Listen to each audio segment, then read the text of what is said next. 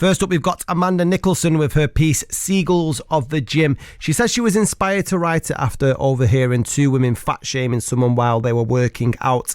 I'm going to chat to her after we've heard it, but this is Amanda Nicholson with Seagulls of the Gym. The music pulsates and my head spins. It may be the excessive noise or how out of shape I am, as my legs push down and my arms pull at the cross trainer. Then they enter, dressed for a night out, rather than for a gym workout. They squawk at each other like seagulls of the nightclub. I wonder if I'm in the wrong place. I overheard them comment on the size of the man on the rowing machine.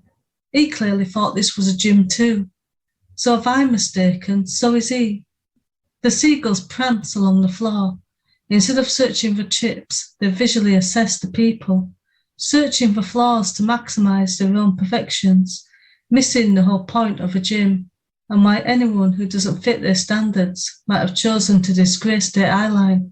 What are the fat people doing here? They squawk, in a gym of all places. Then they spend another 20 minutes staring at their perfect reflections in the mirror. But the mirror doesn't show beyond the surface. Slowly rotting inside, the seagulls unite, flocking together, unaware of the years to come, when looks will fade and they will have nothing to fall back on. What are the fat people doing here? They squawk again. They shouldn't be here. Looking in the mirror, they realise years have passed and they have nothing left. Amanda Nicholson with Seagulls of the Gym, and she joins me on the line tonight. Good evening, Amanda. Good evening. How did it feel to hear your work on the BBC?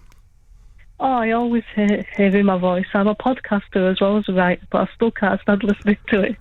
I think that that's something that nobody gets over. I mean, I even want to speak to Mike Sweeney nowadays, and I think he still gets a little bit of a cringe when he hears his own voice, and he's been doing it a lot longer than I have. But it was a fantastic piece. Can you tell us a little bit about the inspiration behind it?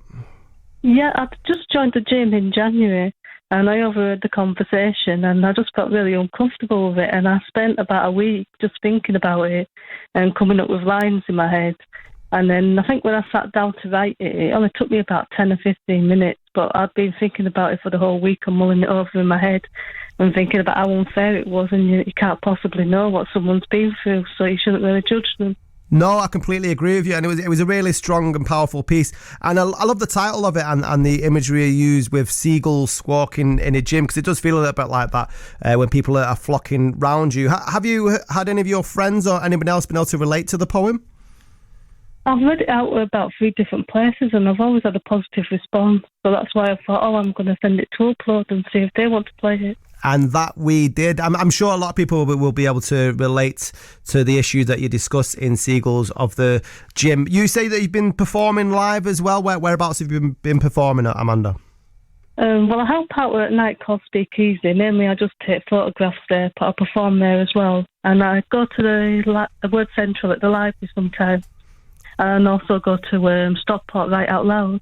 Okay, fantastic. Love the very, very good nights that you're going to there. And how long have you actually been writing for?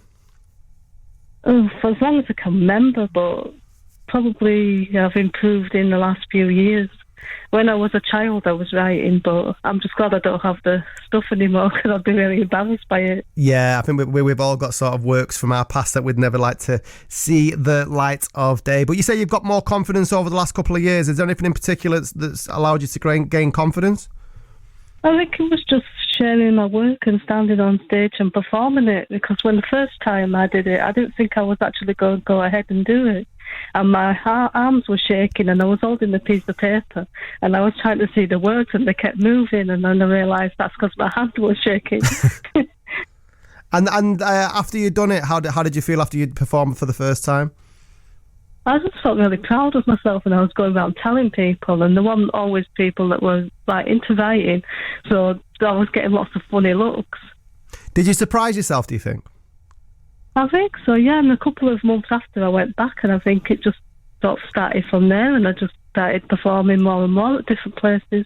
Well, good for you for taking the courage and bravery, because it's not easy to sort of take the step from, sharing your poetry is one thing, but to actually stand up on stage to share with other people and strangers at that is another thing altogether. What sort of advice would you give to anybody who's like you out there that is feeling a little bit nervous regarding sharing their work? What would you say to them?